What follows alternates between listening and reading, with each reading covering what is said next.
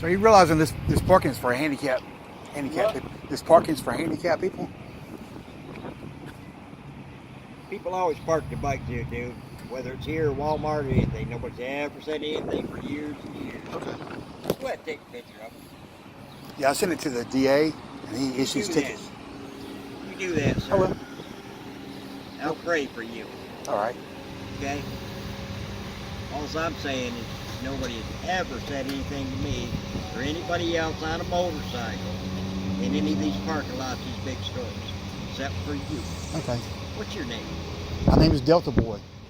Delta who? Delta, what's your name? My name's Don Godkin. How are you doing, sir? You're a little too close for me. You got anything else you got a problem with here? Nope. You want to go to the store? We can go to the store.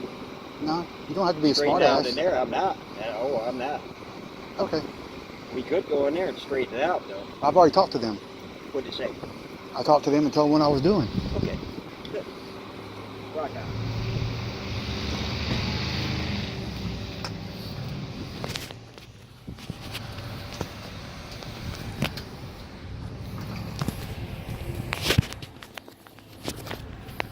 He didn't like me. He didn't like me one bit. Oh well, most people don't.